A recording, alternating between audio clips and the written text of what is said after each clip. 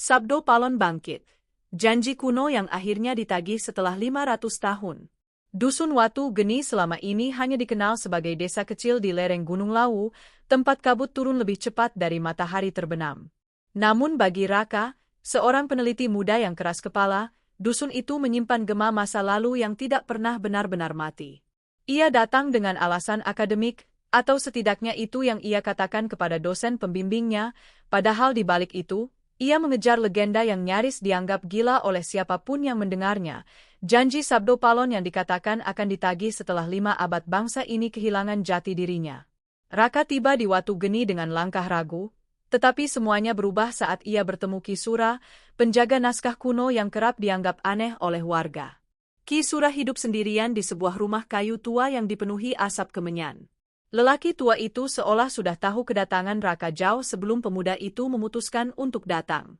Tanpa banyak basa-basi, Ki Sura membuka pintu dan berkata pelan, "Kalau kau ingin mendengar tentang Sabdo Palon, jangan pernah berharap bisa pulang dengan pikiran yang sama." Sejak kalimat itu, hidup Raka bergeser. Ki Sura menunjukkan sebuah naskah kuno yang disimpan dalam kotak kayu hitam, tertutup kain lurik yang sudah lusuh namun terawat.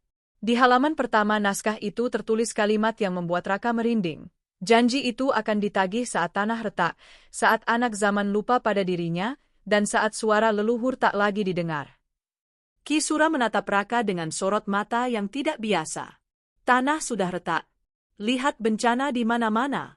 Anak zaman, lupa semua, dan suara leluhur, sudah dianggap tak penting. Janjinya, sudah dekat. Malam itu, angin Gunung Lawu bertiup lebih keras, membawa aroma belerang yang menusuk.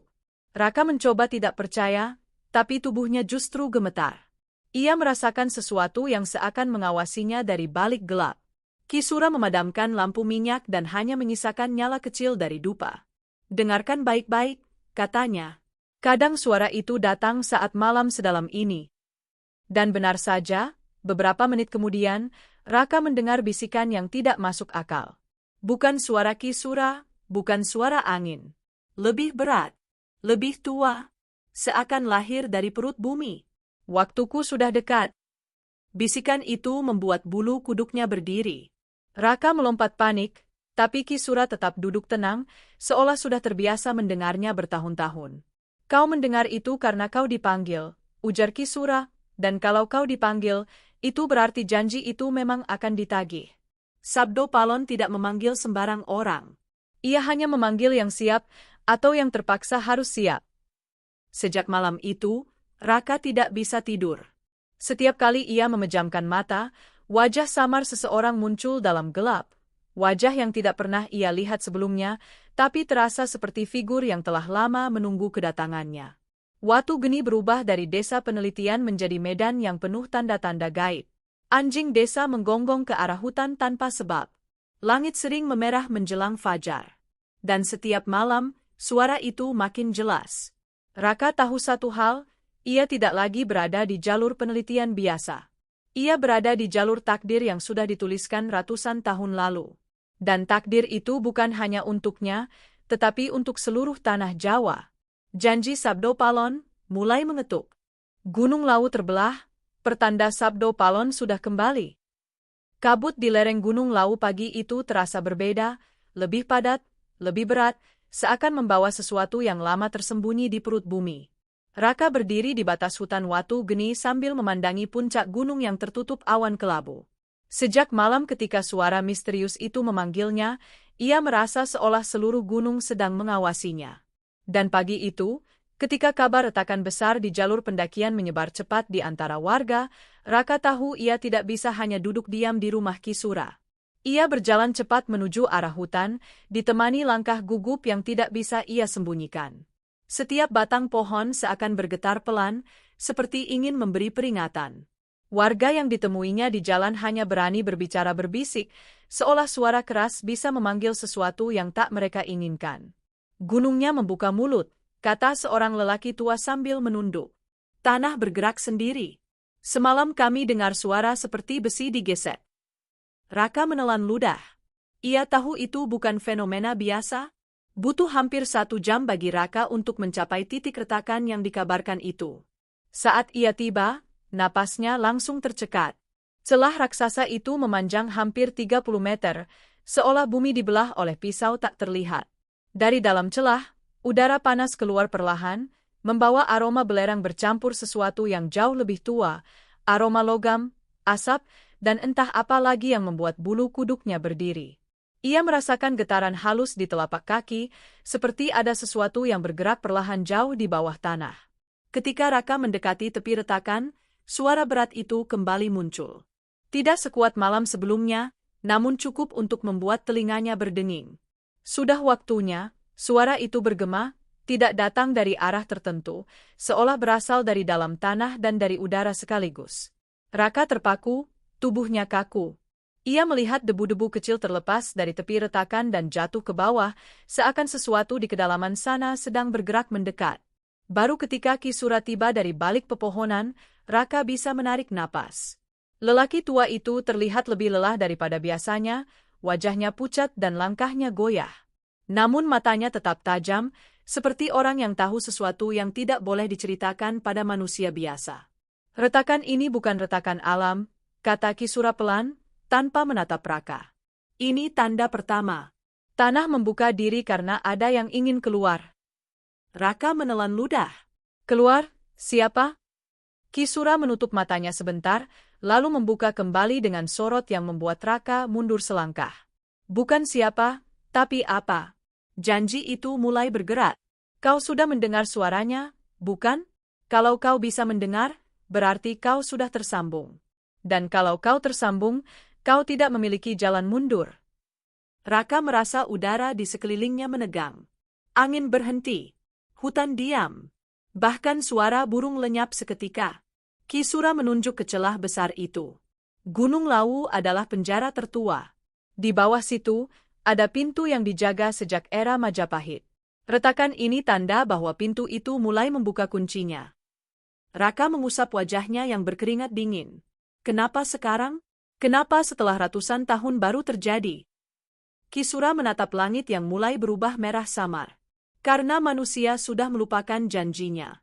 Karena waktu 5 abad itu habis. Dan karena Sabdo Palon tidak pernah benar-benar pergi. Ia hanya menunggu dunia cukup kacau untuk menagih apa yang dulu ia ucapkan. Getaran di tanah mendadak semakin kuat. Raka kehilangan keseimbangan dan hampir jatuh ke dalam retakan jika Ki Sura tidak menarik lengannya cepat-cepat. Dari kedalaman retakan, muncul suara gemuruh yang tidak mirip gempa bumi. Suara itu lebih teratur, seperti langkah raksasa yang berjalan di balik dinding batu. Udara menjadi lebih panas.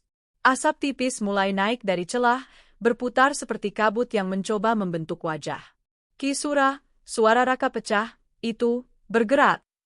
Ki Sura mengangguk pelan, wajahnya suram. Itu bukan batu yang bergerak. Itu adalah gerbang. Ia menatap Raka tajam. Dan saat gerbang itu terbuka sepenuhnya, tak ada seorang pun di Watu Geni yang bisa menutupnya lagi. Tanah kembali bergetar, lebih keras dari sebelumnya, dan dari dalam kegelapan retakan itu, Raka mendengar bisikan yang tidak seharusnya didengar manusia. Bisikan yang membuat jantungnya seakan berhenti. Aku bangkit. Dan pada saat itu, Raka sadar. Gunung Lawu tidak lagi hanya sebuah gunung. Ia sedang melahirkan kembali sesuatu yang telah dikubur sejarah. Sesuatu yang dunia modern tidak siap menyambut. Naskah terlarang Watu Geni, Raka menemukan pesan rahasia Sabdo Palon. Rumah kayu Ki Sura malam itu tampak lebih suram dari biasanya. Angin dari hutan membawa aroma tanah basah bercampur asap belerang yang semakin sering muncul sejak retakan raksasa di Gunung Lawu terbuka. Raka duduk di ruang tengah dengan tubuh lelah, tetapi pikirannya terus berputar liar. Retakan itu, gerbang itu, bukan sesuatu yang bisa ia abaikan. Ia tahu ada jawaban yang hanya bisa ditemukan di satu tempat, naskah kuno yang selama ini dijaga Ki Sura dengan nyawanya. Ketika Ki Sura keluar dari kamar dengan langkah pelan, ia membawa kotak kayu hitam yang sama seperti malam ketika suara itu pertama kali memanggil Raka. Namun kali ini, kotak itu tampak berbeda, lebih berat, seakan memuat sesuatu yang baru. Ki Sura duduk di depan Raka dan meletakkan kotak itu di antara mereka. Ada bagian yang belum kutunjukkan, katanya tanpa basa-basi. Karena dulu kau belum siap. Sekarang, Tampaknya kau tidak punya pilihan. Raka menatap kotak itu dengan napas menahan. Ki Sura membuka kain lurik yang membungkusnya, lalu mengangkat naskah tua berwarna kecoklatan, tebal dan rapuh namun memancarkan aura yang sulit dijelaskan. Ki Sura membuka halaman yang selama ini ia sembunyikan. Namun sebelum ia menyentuhnya, naskah itu mengeluarkan suara lirih, seperti desis halus dari kertas yang tidak ingin disentuh manusia. Ini halaman terlarang, kata Ki Sura. Hanya penjaga terakhir yang boleh membacanya. Tapi sekarang, kau harus tahu. Raka meraih naskah itu dengan tangan bergetar. Di balik sampul kulit yang keras, terselip selembar halaman yang dilipat rapi dan disegel dengan cap merah menyerupai mata. Ki Sura memecahkan segel itu dengan kuku jarinya, dan seketika udara di ruangan berubah dingin, meski api di tungku masih menyala. Ketika halaman itu terbuka, Raka melihat sesuatu yang membuat napasnya tercekat. Bukan aksara Jawa biasa, bukan pula tulisan kuno yang pernah ia pelajari. Tulisan itu seperti bergerak, seolah berubah bentuk setiap kali ia mengedipkan mata. Namun di tengah halaman, ada satu kalimat yang tertulis lebih jelas daripada yang lain. Suara itu lahir dari batu yang memisahkan dunia. Di bawahnya terdapat peta kasar, memperlihatkan jalur menuju sebuah titik di dalam hutan Watu Geni. Titik itu ditandai dengan simbol spiral bermata satu, simbol yang sama yang Raka lihat sekilas di dalam mimpinya, saat bayangan Sabdo Palon berdiri di belakangnya seperti sosok yang menunggu waktu tepat untuk muncul. Raka memandang Ki Sura dengan tatapan cemas. Ini, tempat apa? Ki Sura menghela napas panjang, seolah kalimat itu sudah ia pendam bertahun-tahun. Itu adalah batu asal. Batu yang dulu digunakan Majapahit untuk mengunci gerbang gaib. Tempat di mana suara leluhur muncul. Jika suara itu memanggilmu, berarti batu itu sudah aktif kembali. Raka menggenggam naskah itu lebih erat. Lalu kenapa hanya aku yang mendengar? Ki Sura menatapnya lama, lebih lama dari yang Raka harapkan. Karena kau bukan sekadar peneliti. Kau pewaris garis yang ikut menutup gerbang itu 5 abad lalu. Garis yang harus membayar janji yang tak pernah diselesaikan. Angin tiba-tiba berembus kencang dari jendela, memadamkan nyala lampu minyak. Ruangan terisi gelap, hanya disinari kilat kecil dari tungku yang sekarat. Dan di tengah gelap itu, Raka mendengar suara yang ia kenal baik, suara berat yang tidak mungkin berasal dari manusia. Datanglah. Raka membeku. Suara itu bukan berasal dari luar rumah. Bukan dari celah-celah dinding. Suara itu muncul dari halaman naskah yang ia genggam. Ki Sura berlutut dan menekan tangannya ke lantai, seolah menahan sesuatu agar tidak bangkit dari bawah tanah. Jangan jawab, seru Ki Sura. Gerbangnya terlalu kuat. Suara itu tidak boleh kau ikuti sekarang. Namun Raka tidak bisa menahan tubuhnya yang merinding. Kata-kata dalam naskah itu bergerak seperti ular, membentuk kalimat baru. Batu itu menunggu pewarisnya. Raka menutup naskah itu cepat-cepat, tetapi suara itu tetap bergema di kepalanya. Ia tidak bisa berpikir jernih. Ia merasa bumi di bawah rumah Ki Sura berdenyut, pelan, ritmis, seperti jantung yang membangunkan dirinya dari tidur panjang. Ki Sura memegang bahunya keras-keras. Kalau kau pergi ke batu itu sekarang, kau akan membuka pintu yang bahkan Majapahit tak sanggup tutup 2 kali. Aku harus tahu, kata Raka, suaranya bergetar. Kalau aku dipanggil, berarti ini bukan kebetulan. Ki Sura menundukkan kepala, seolah pasrah pada takdir yang sudah lebih besar dari keduanya. Kalau begitu, bersiaplah. Setelah kau melihat batu itu, tidak ada lagi jalan pulang. Dan malam itu, dengan naskah terlarang di tangannya, Raka melangkah menuju hutan Watu Geni, ke tempat di mana suara Sabdo Palon pertama kali lahir dan gerbang Majapahit terakhir menunggu pewarisnya. Batu itu sedang memanggil. Dan Raka tidak bisa lagi berpaling. Ki Sura menghilang, penjaga kuno yang tahu kapan janji ditagih. Pagi di Watu Geni biasanya dimulai dengan suara ayam jago dan embusan kabut tipis. Tapi pagi itu terasa seperti awal dari sesuatu yang mengerikan. Raka bangun dengan napas memburu, tubuhnya basah keringat, dan di kepalanya suara bisikan Sabdo Palon masih bergema. Ia memegangi pelipis, mencoba mengingat mimpi itu. Ki Sura berdiri di tepi celah gunung, memanggilnya dengan wajah penuh ketakutan, lalu ditelan bayangan hitam yang bergerak seperti asap hidup. Ketika Raka membuka mata, semua terasa terlalu nyata untuk sekadar mimpi. Ia keluar dari kamar dan mendapati rumah Kisura dalam keadaan sunyi mencekam. Lampu minyak yang selalu dijaga Kisura agar tetap menyala kini sudah padam. Kemenyan yang biasanya mengepul tinggal abu dingin. Kursi kayu yang biasa ditempati Kisura masih terayun pelan, seakan seseorang baru saja bangkit tergesa. "Kisura," panggil Raka pelan. Tidak ada jawaban. Ia memanggil lagi, lebih keras, tetapi tetap sunyi. Rumah itu seperti baru saja ditinggalkan beberapa detik lalu, tetapi tidak ada jejak kaki, tidak ada pintu yang terbuka, tidak ada benda yang tergeser. Ketika Raka mengitari ruangan, ia menemukan sesuatu yang membuat tenggorokannya tercekat, secari kertas kecil di atas meja. Tulisan Kisura yang khas dan bergetar menghiasi permukaan kertas itu. "Kalau aku tidak kembali, berarti waktunya dimulai. Jangan biarkan gerbang itu terbuka tanpa pengorbanan." Raka meremas kertas itu. Kata-kata itu bukan pesan biasa. Itu wasiat. Ia segera keluar rumah, mencoba bertanya pada warga apakah ada yang melihat Kisura tadi malam. Namun satu persatu dari mereka hanya menggeleng atau menunduk ketakutan. Seorang nenek tua bahkan berujar lirih, "Kalau Kisura hilang, berarti penjaga itu sudah dipanggil kembali. Dan kalau penjaga dipanggil, dunia lain sudah mulai menembus kita." Raka merinding, tapi ia tidak ingin percaya begitu saja. Logikanya sebagai peneliti masih melawan, tapi hatinya tahu, tidak ada yang logis sejak suara itu memanggilnya. Raka memutuskan kembali ke dalam rumah Kisura untuk mencari petunjuk lebih jauh. Ia membuka lemari-lemari tua, memeriksa setiap sudut ruangan, hingga akhirnya ia menemukan kotak kecil tersembunyi di bawah papan lantai. Di dalamnya terdapat benda yang tidak pernah diperlihatkan Kisura sebelumnya. Kepingan logam emas berbentuk mata spiral, sama seperti simbol yang muncul di naskah terlarang. Ketika Raka menyentuhnya, dunia seakan berputar sekejap. Ia melihat kilatan bayangan Majapahit, prajurit bertopeng, dan sosok tinggi berjubah merah berdiri di depan gerbang batu raksasa. Raka terjatuh, terengah. Kepingan itu bukan sekadar benda. Itu kunci. Atau pemicu. Atau sesuatu yang Sabdo Palon ingin ia temukan. Sebelum Raka sempat memahami semuanya, suara keras menggema dari arah hutan. Suara seperti pohon raksasa tumbang, tetapi lebih berat, lebih dalam. Tanah bergetar halus, cukup untuk membuat debu-debu di rumah Kisura berjatuhan. Raka berlari keluar dan melihat langit di arah hutan berubah abu kemerahan, seolah ada cahaya besar yang mencoba menembus kanopi pepohonan. Ia tahu Kisura berada di sana. Tanpa berpikir panjang, Raka berlari menuju hutan Watu Geni.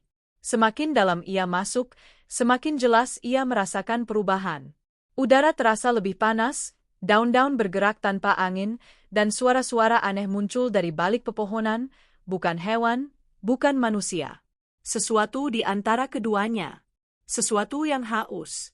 Ketika ia tiba di area batu hitam, batu asal suara yang selama ini memanggilnya, Raka menemukan tanda-tanda pergulatan.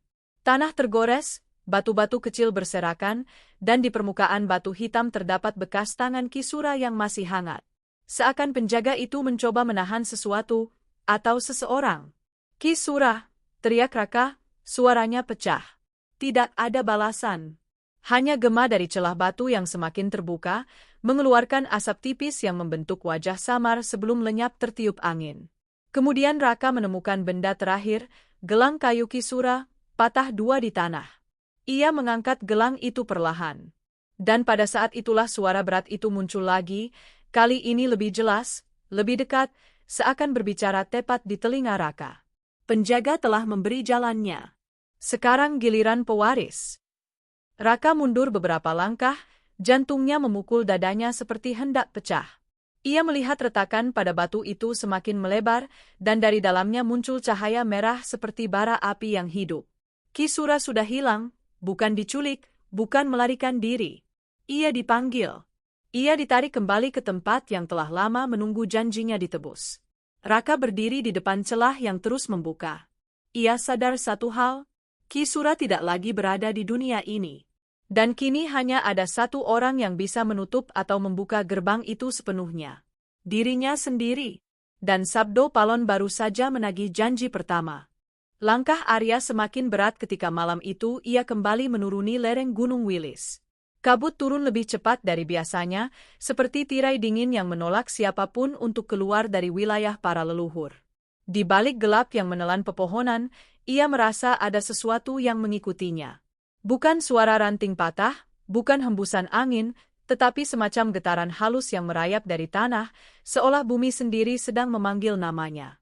Di benaknya, bayangan sosok Sabdo Palon terus muncul. Mata tua yang bercahaya merah redup, suara dalam yang bergema seperti diucapkan dari ruang kosong, dan pesan yang tidak sepenuhnya ia mengerti. Ketika Arya tiba di desa, ia melihat suasana yang tidak biasa. Orang-orang berkumpul di depan rumah Pak Limbung, penjaga adat tertua. Api obor berkedip-kedip di tangan warga, wajah mereka pucat seperti baru melihat sesuatu yang seharusnya tetap terkubur. Teriakan lirih pecah dari tengah kerumunan. Arya menerobos masuk dan menemukan Pak Limbung gemetar, duduk di tanah, mulutnya bergerak tanpa suara sebelum akhirnya berkata dengan napas tersengal, "Janji itu sudah dibuka kembali." Warga menatap Arya, seolah ia membawa jawaban yang mereka takuti. Padahal hanya Arya yang mendengar langsung suara Sabdo Palon di puncak kawah, suara yang mengatakan bahwa waktu penagihan sudah dekat. Tetapi ia sendiri belum yakin apakah itu kenyataan atau ilusi yang dipicu oleh kelelahan setelah ritual pencarian petunjuk leluhur. Namun, ketika Pak Limbung membuka telapak tangannya, Arya tersentak. Ada simbol spiral kuno, bercahaya samar, sama persis dengan yang muncul di batu altar tua di puncak Wilis. Tidak mungkin itu kebetulan. Kabar menyebar lebih cepat daripada angin. Desa mulai dipenuhi bisik-bisik bahwa Arya telah membangunkan sesuatu yang seharusnya tetap tertidur. Ada yang menyebut Sabdo Palon sedang mencari pewaris. Ada juga yang mengatakan janji kuno itu bukan sekadar perjanjian spiritual, tetapi kutukan yang akan menarik seluruh desa ke dalam konflik lama antara manusia dan penjaga tanah Jawa. Arya mencoba menenangkan warga, tetapi semakin ia bicara, semakin mereka yakin bahwa ia sedang menyembunyikan sesuatu yang jauh lebih besar. Malam itu, ketika semua orang kembali ke rumah mereka dalam ketakutan, Arya duduk sendirian di balai desa. Ia melihat ke langit yang memerah di balik kabut, warna yang tidak pernah muncul sebelumnya. Pada saat itulah ia mendengar suara langkah mendekat. Sulastri, perempuan yang selalu mengikuti setiap ritual adat, berdiri dengan wajah tegang. Ia membawa gulungan kain tua, diwariskan turun-temurun dalam garis keluarganya. Dengan tangan bergetar, ia membukanya di depan Arya. Di dalam gulungan itu terdapat tulisan kuno yang selama ini dianggap sekadar artefak. Ramalan tentang kemunculan seorang pemuda yang akan menjadi penghubung antara dunia manusia dan Sabdo Palon ketika janji kuno ditagih kembali. Nama dalam ramalan itu hanya satu. Arya. Sulastri menatapnya tanpa berkedip, seolah menunggu ia menyangkalnya. Tetapi Arya tidak bisa. Hatinya bergetar, karena ia mulai mengingat sesuatu dari masa kecilnya. Mimpi-mimpi aneh tentang cahaya merah di dalam tanah, suara laki-laki tua yang memanggilnya dengan nama yang bukan miliknya, dan bayangan spiral yang mengejar hingga ke dunia nyata. Semua itu bukan mimpi biasa. Semua itu pertanda. Ketika gong desa tiba-tiba berbunyi sendiri di kejauhan, Arya dan Sulastri sama-sama tersentak. Mereka berlari keluar, dan apa yang terlihat membuat seluruh desa membeku dalam ketakutan. Puncak Gunung Wilis memancarkan cahaya merah yang menembus langit, seperti sebuah mata raksasa yang baru saja dibuka setelah tidur berabad-abad. Bumi bergetar pelan, suara dalam menggemakan satu kalimat yang membuat darah Arya terasa membeku. Janji itu ditagih malam ini. Ketika cahaya merah dari puncak Gunung Wilis menembus langit malam, seluruh desa terpaku seperti patung batu. Tidak ada yang berani bergerak, tidak ada yang mau berbicara. Suara-suara serangga lenyap, angin berhenti, udara terasa berat seperti sedang menahan napas. Arya berdiri paling depan, tubuhnya gemetar, tetapi matanya tidak bisa lepas dari semburan cahaya ganjil itu. Sulastri di sampingnya membisikkan sesuatu yang terdengar seperti doa, namun bahkan doa pun terasa tidak cukup untuk menghadapi apapun yang baru saja terbangun di dalam perut bumi. Dari kejauhan, terdengar suara gong berbunyi sekali lagi. Tetapi kali ini, getarannya bukan sekadar suara logam dipukul, melainkan gema panjang yang mengguncang dada setiap orang yang mendengarnya. Seolah gong itu bukan dipukul manusia, melainkan oleh sesuatu yang tidak terlihat. Sesuatu yang lebih tua daripada sejarah yang pernah dicatat. Warga mulai berbisik panik. Ada yang menyebut nama Sabdo Palon dengan suara bergetar, ada pula yang menuduh Arya telah melakukan ritual terlarang di puncak gunung. Namun, sebelum Arya sempat menjelaskan apapun, getaran bumi kembali meningkat. Tanah di sekitar desa retak pelan, membentuk garis-garis tipis yang memanjang seperti urat nadi kuno yang bangun dari tidur. Dari celah-celah itu muncul kabut hitam yang tidak tersapu angin. Kabut itu naik perlahan dan berkumpul di atas desa, membentuk pusaran gelap yang bergerak seperti sedang mencari seseorang. Dan pusaran itu berhenti tepat di atas Arya. Warga menjerit dan berlari mundur. Bahkan Sulastri pun terkejut dan sempat menjatuhkan gulungan ramalan kuno dari tangannya. Tetapi Arya tidak bisa bergerak. Ia merasa seolah kakinya menempel ke tanah, sementara kabut itu turun perlahan mengelilinginya. Di tengah pusaran, muncul cahaya merah kecil, berdenyut seperti jantung. Pada detik itulah Arya mendengar suara yang ia dengar sebelumnya di kawah. Suara yang dalam, tua, mengalir langsung ke dalam kepalanya tanpa melewati telinga. Waktu yang dijanjikan telah tiba. Arya ingin menjawab, tetapi lidahnya terasa keluh. Ia ingin lari, tetapi tubuhnya membeku. Hanya tatapannya yang bisa bergerak, dan ketika ia menatap kabut itu, ia melihat sesuatu terbentuk di dalamnya. Siluet tubuh laki-laki tua, tinggi, kurus, seolah terbuat dari bayangan dan cahaya merah. Matanya seperti bara api yang disembunyikan di balik kabut tebal. "Sabdo Palon," bisik Pak Limbung dari kejauhan, suaranya setengah pingsan. Sosok itu menatap Arya tanpa kedip. "Kau dipilih bukan karena garis keturunan, tetapi karena kau mendengar panggilan yang orang lain abaikan. Kau membuka pintu itu. Dan karena itu, kau harus menuntaskan janji yang tertunda 7 abad. Arya ingin berteriak bahwa ia tidak tahu apa-apa tentang janji itu, tetapi sebelum kata-kata keluar, kabut merah menyentuh dahinya. Seketika dunia di sekelilingnya lenyap. Ia terseret masuk ke ruang gelap tak berdinding, tempat suara-suara kuno bercampur seperti kidung yang dilantunkan oleh ribuan mulut. Di tengah ruang itu, muncul gambaran masa lalu. Kerajaan besar yang runtuh, rakyat yang berkhianat, janji yang dilanggar, dan seorang penjaga yang memutuskan untuk meninggalkan manusia, tetapi tidak untuk selamanya. Di akhir gambaran, Sabdo Palon berkata, "Kau akan memilih masa depan tanah ini. Pertahankan janji, atau biarkan semuanya kembali ke asal. Tidak ada pertengahan." Saat penglihatan itu hilang, Arya terhempas kembali ke tengah desa. Ia jatuh tersungkur, napasnya terengah. Warga melihatnya dengan takut sekaligus penuh harapan. Sulastri menolongnya berdiri, tetapi Arya masih merasa ruangan berputar. Kabut dan sosok Sabdo Palon menghilang, namun sinar merah dari puncak Wilis semakin terang.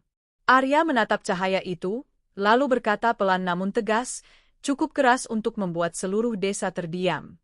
"Janji itu bukan hanya untukku, tapi untuk semua yang hidup di tanah ini." Dan pada saat itu, seolah merespons kata-katanya, seluruh gunung Wilis bergemuruh seperti raksasa yang baru bangkit dari tidur panjangnya. Dentuman dari gunung Wilis malam itu bukan sekadar suara alam. Itu terdengar seperti langkah kaki sesuatu yang sangat besar, sesuatu yang tidak seharusnya ada dalam dunia manusia. Getaran merambat ke tanah, melewati akar-akar pohon tua, menembus rumah-rumah warga, sampai membuat genteng bergemeretak dan kaca jendela bergetar seperti hendak pecah. Warga desa menjerit, beberapa berlari menuju hutan, sebagian lain memaksa diri bersembunyi di dalam rumah, seperti rumah kayu bisa melindungi mereka dari sesuatu yang sudah menembus batas dunia. Arya berdiri memandangi puncak yang merah menyala itu, seolah cahaya tersebut memanggilnya. Sulastri memegang lengannya, berusaha menahannya agar tidak melangkah. "Jangan naik ke sana," ucapnya dengan suara bergetar. "Itu bukan cahaya, itu tanda.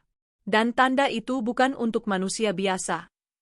"Aku juga tidak merasa manusia biasa lagi," jawab Arya dengan napas pendek, setengah kesal, setengah takut dengan dirinya sendiri. Di sekeliling mereka, tanah kembali retak. Retakan itu membentuk pola aneh yang melingkar mengitari desa, seperti batas wilayah kuno yang sedang muncul ke permukaan. Pak Limbung, yang sejak tadi gemetar, memaksa diri berdiri meski lututnya hampir menyerah. Ia memandang pola itu, lalu wajahnya memucat. Itu, pagar gaib Majapahit. Pusar bumi. Dulu dipakai untuk menahan sesuatu agar tetap tertidur. Arya menelan ludah. Dan sekarang pagar itu terbuka. Pak Limbung mengangguk pelan. Karena, penagih janji, sudah kembali. Dari arah hutan, terdengar pekikan panjang, bukan suara hewan apapun yang dikenal warga. Suara itu melengking, dalam sekaligus hampa, seperti teriakan dari dalam sumur yang tak memiliki dasar. Warga yang mendengar langsung berlutut, memeluk kepala, ketakutan. Sulastri menatap Arya dengan wajah yang hanya bisa digambarkan sebagai campuran ngeri dan keyakinan. Itu bukan makhluk. Itu panggilan. Panggilan untukmu. Arya tidak menjawab. Tapi hatinya tahu. Setiap suara yang muncul sejak cahaya merah itu pecah di langit seakan terhubung dengannya. Seolah ada benang tak terlihat yang mengikatnya ke puncak gunung, ke janji kuno, ke sosok Sabdo Palon yang muncul dari kabut kelam.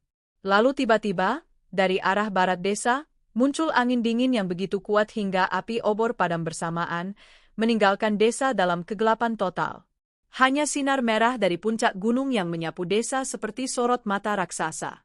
Kabut tipis muncul lagi, mengalir di antara rumah-rumah, melilit kaki warga, namun kali ini kabut itu tidak membentuk sosok Sabdo Palon.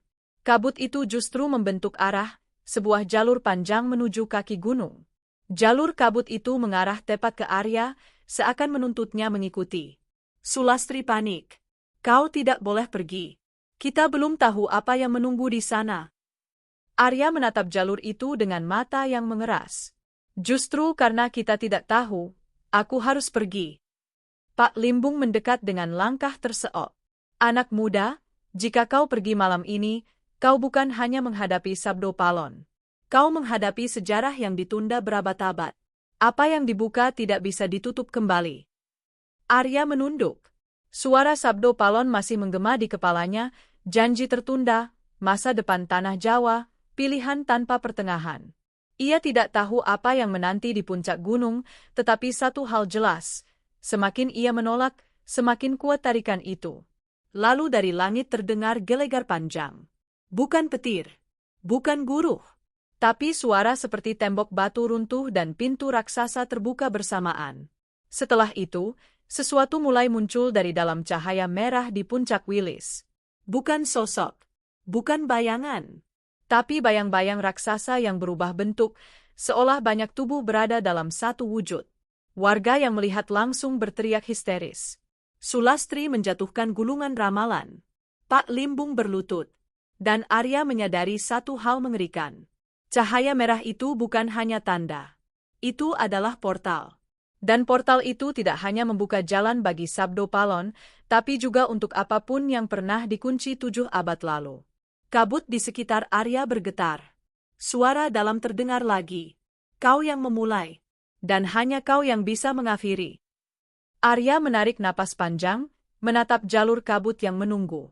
Kalau ini benar-benar penagihan janji, katanya pelan namun tegas, aku akan menghadapinya. Dan dengan langkah pertama menuju Gunung Wilis, seluruh desa merasakan udara berubah, seperti bumi sendiri sedang bersiap menyaksikan babak yang selama ini hanya menjadi legenda. Di setiap langkah yang diambil Arya menuju kaki Gunung Wilis, bau belerang semakin kuat, meski ia masih berada jauh dari puncak kawah. Jalur kabut yang membentang di depannya terasa hidup, menggeliat seperti ular putih panjang yang mengantar seorang tamu terpilih menuju pengadilan kuno. Malam itu, hutan yang biasanya ramai oleh suara burung malam dan jangkrik kini sunyi total. Sunyi yang bukan sekadar ketenangan, melainkan keheningan yang memerangkap, seolah seluruh alam sedang menunggu apa yang akan dilakukan seorang manusia bernama Arya. Sulastri dan Pak Limbung mengikuti dari belakang, walau langkah mereka berat karena rasa takut yang membuat lutut hampir tak sanggup bergerak. Tak ada warga lain yang berani mendekat. Bahkan anjing-anjing desa bersembunyi di bawah rumah panggung, menggonggong dengan suara parau seperti melihat sesuatu yang tidak terlihat oleh mata manusia. Saat memasuki batas hutan, angin berhenti total. Pepohonan tinggi menjulang seperti dinding gelap, dan akar-akar besar menonjol dari tanah seperti tangan bercakar yang siap menarik siapa saja. Cahaya merah dari puncak gunung memantul di daun-daun basah, membuat semuanya tampak seperti dilapisi darah tipis. Arya menelan ludah, tapi ia tidak berhenti. Bayangan Sabdo Palon terus mengejar dalam pikirannya, mata merah itu, suara beratnya, dan kalimat yang terus menggema. Kau memulai. Kau harus mengakhiri. Tiba-tiba, bumi bergetar pelan di bawah kaki mereka. Burung-burung besar terbang dari pepohonan dalam kepanikan, padahal tak ada angin yang mengganggu. Di kejauhan, terdengar suara rendah seperti geraman panjang. Sesuatu yang tidak berasal dari manusia, dan, lebih penting lagi, bukan berasal dari Sabdo Palon. Suara itu terdengar seperti makhluk besar yang terbangun setelah tidur terlalu panjang, meregangkan tulang-tulang raksasanya. Sulastri berbisik cepat, itu bukan penunggu biasa. Itu, penjaga portal. Arya menoleh, terkejut. Portal itu membuka makhluk yang disegel. Pak Limbung menyahut, suaranya hampir hilang. Menurut cerita leluhur, ada 3 yang disegel. Tapi tidak pernah disebutkan wujud atau asalnya. Karena mereka dikurung sejak masa Majapahit tumbang. Jika satu saja terbangun, dunia kita bisa tidak akan sama lagi. Arya menggenggam tanah, berusaha menenangkan napasnya. Berarti Sabdo Palon bukan musuh. Ia hanya penagih yang datang karena janji leluhur kita sendiri. Kau benar, ujar Sulastri, mata membelalak penuh kecemasan. Dan kali ini, janji itu memanggil kembali sesuatu yang manusia sudah lupakan. Langkah mereka terhenti ketika jalur kabut membawa mereka ke sebuah lapangan kecil di tengah hutan, tempat yang biasanya dipakai warga untuk ritual tertentu.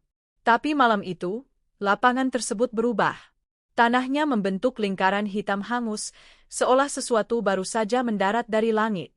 Di tengah lingkaran itu, berdiri sebuah batu besar yang tidak pernah ada sebelumnya. Batu itu memancarkan cahaya merah dari sela-selanya, dan ukiran spiral kuno menyala seperti bara yang baru ditiup api. Arya melangkah mendekat, meski Sulastri menahan bahunya. Jangan sentuh, teriaknya. Namun terlambat. Batu itu bergetar begitu Arya berada dalam jarak 3 langkah. Tanah di sekelilingnya mengeluarkan suara retakan keras, dan udara menjadi panas mendadak. Cahaya menyembur dari batu itu, membentuk pilar merah yang menembus langit. Dengan cepat, pilar itu berubah menjadi pusaran, dan dari pusaran itu terdengar suara yang membuat darah Arya seperti membeku. Pewaris janji, akhirnya datang. Suara itu bukan suara Sabdo Palon. Suara itu jauh lebih berat, lebih tua, dan dipenuhi kemarahan yang terpendam berabad-abad.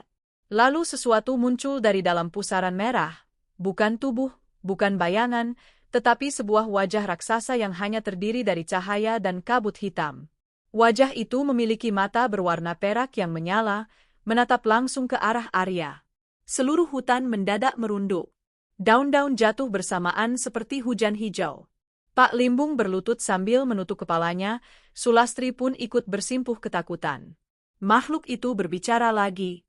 Kau adalah kunci yang ditinggalkan Majapahit. Kau adalah jejak terakhir dari janji yang dikhianati. Kini, hutang itu harus dibayar. Arya gemetar, tapi ia berusaha berdiri tegap. Siapa kau sebenarnya? Wajah kabut hitam itu tersenyum. Senyum yang membuat seluruh tubuh Arya merinding. Aku adalah penjaga pertama, yang disegel oleh Sabdo Palon sendiri. Dan kini, karena pintu dibuka, aku bebas. Pusaran merah meledak dengan cahaya menyilaukan, menerangi seluruh hutan seperti siang hari. Suara ledakan menggema jauh, mungkin terdengar sampai desa-desa di balik gunung. Dalam cahaya itu, satu kalimat menggetarkan udara. Dan kau, pewaris janji, akan menjadi penentu apakah dunia ini tetap berdiri atau jatuh seperti 7 abad lalu. Cahaya menghilang, menyisakan angin panas yang memukul wajah Arya. Dan ia tahu. Ini bukan sekadar perjalanan. Ini awal perang kuno yang bangkit kembali. Ledakan cahaya merah itu perlahan mereda, namun hawa panas yang ditinggalkannya masih menusuk kulit. Pohon-pohon di tepi lapangan kecil itu terbakar tanpa api, hanya menjadi hitam seperti arang yang tersentuh tangan dewa. Angin bergulung dari segala arah, menciptakan pusaran debu yang mengejar bayangan makhluk raksasa tadi sebelum sepenuhnya lenyap.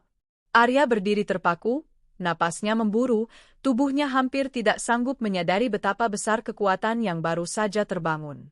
Pak Limbung tetap berlutut, wajahnya tertunduk, tak berani menatap ke arah bekas pusaran. Sulastri memeluk dirinya sendiri, tubuhnya gemetar hebat tetapi matanya tetap terpaku pada Arya, seakan menunggu apakah pemuda itu akan bertahan atau hancur di hadapan kekuatan sekuno itu. Arya melangkah maju, mendekati batu besar yang kini telah pecah menjadi 3 bagian seolah dihantam dari dalam. Dari sela-sela retakan batu itu keluar asap hitam tipis, melingkar seperti nyawa yang baru dilepaskan dari penjara. Udara berubah lagi, lebih berat, lebih gelap. Seakan malam menelan cahaya bulan dan bintang sekaligus. Apa yang baru saja keluar itu? Arya bertanya, meski suaranya sendiri terdengar sayup dan tidak yakin. Pak Limbung mengangkat wajahnya perlahan, mata tuanya yang basah terlihat ketakutan. Itu bukan sekadar penjaga. Itu arwah kuno yang diciptakan Majapahit untuk melindungi batas dunia. Namun ketika kerajaan tumbang, mereka tidak punya tempat pulang. Sabdo Palon menyegel mereka karena kekuatan mereka terlalu besar dan terlalu mudah digunakan manusia yang salah. Sulastri menambahkan, dan sekarang mereka bangun karena kau, Arya. Portal itu bereaksi padamu. Arya mengepal tangan, merasa marah namun juga bingung. Aku tidak pernah meminta ini. Aku tidak pernah memanggil apapun. Tapi garis waktumu terhubung, jawab Sulastri lirih. Ramalan keluargaku menyebutmu pembawa kembali. Entah itu berarti pembawa harapan atau pembawa kehancuran. Sebelum Arya sempat menjawab, suara gemuruh lain muncul dari jauh, dari arah Gunung Wilis. Kali ini bukan ledakan cahaya seperti sebelumnya, tetapi suara seperti ratusan kaki yang menyeret batu, bercampur suara serak yang terdengar seperti napas makhluk purba. Pohon-pohon bergoyang keras, burung-burung berhamburan dari kanopi hutan, dan tanah bergetar.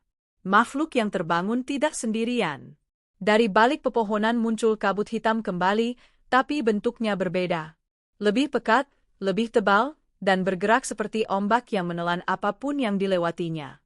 Kabut itu berhenti beberapa meter dari Arya, lalu mengangkat diri, membentuk wujud humanoid, tinggi, kurus, tetapi tidak seutuh Sabdo Palon. Mata kabut itu bersinar putih kebiruan, tajam seperti bilah keris. Arya, suara itu bergema berat seperti berasal dari dasar sumur. Kau membuka segel pertama. Segel kedua dan ketiga akan menyusul. Dunia ini akan pecah jika kau tidak memilih. Sulastri tersentak. Segel kedua? Wujud itu mengangguk. 3 penjaga. 1 telah bangkit. 2 lagi merasakan kebangkitan tersebut, dan mereka akan datang. Arya berusaha menahan rasa takut yang merayap di tulang belakangnya. Jika Sabdo Palon menyegel mereka, mengapa ia tidak muncul sekarang? Wujud itu menatapnya lama, lalu berkata, Sabdo Palon tidak bisa memaksakan janji yang tidak ditepati. Ia hanya penagih, bukan penjaga. Yang membuka pintu adalah manusia. Dan hanya pewaris manusia yang dapat menutupnya. Arya menarik napas panjang. Dan pewaris itu, aku. Kau membawa kunci yang diwariskan dalam darahmu, lanjut makhluk itu. Tetapi kunci itu baru terbuka jika kau menerima peranmu. Suara gemuruh dari gunung semakin dekat, lebih keras, lebih mengancam. Pak Limbung memegangi dadanya, seperti napasnya dihantam gelombang energi tak terlihat. Kita tidak punya waktu, ujar makhluk kabut itu. Jika segel kedua terbuka, makhluk yang terbangun tidak akan mengenali mana musuh, mana manusia. Mereka hanya mengenali satu hal, rasa lapar. Arya menoleh ke arah suara gemuruh itu, dan untuk pertama kalinya ia melihat bayangan hitam raksasa bergerak di antara pepohonan jauh di atas hutan. Bayangan itu besar, terlalu besar untuk disebut makhluk biasa. Gerakannya lambat tetapi pasti, seperti seseorang yang baru terbangun dari tidur panjang dan mencari sesuatu yang familiar. Atau mencari seseorang. Apa yang harus kulakukan? Arya bertanya dengan suara hampir putus. Makhluk kabut itu menunduk sedikit, seolah memberi hormat. Naik ke puncak Wilis. Temui Sabdo Palon. Hanya dia yang dapat membimbing pewaris janji untuk menutup portal. Jika kau terlambat, dunia akan kembali ke titik nol sebelum sejarah ditulis. Sulastri menahan bahu Arya. Jika kau pergi, kau mungkin tidak kembali. Arya menatap jalur kabut yang kini memanjang lagi ke arah gunung, semakin terang, semakin jelas. Seperti undangan atau ultimatum. Arya mengangkat wajahnya. Aku akan kembali. Atau dunia yang tidak. Dan dengan itu, Arya melangkah lagi, kali ini menuju pusat bencana yang ia sendiri bangunkan. Gunung Wilis bergetar, seolah raksasa kuno menunggu kedatangannya.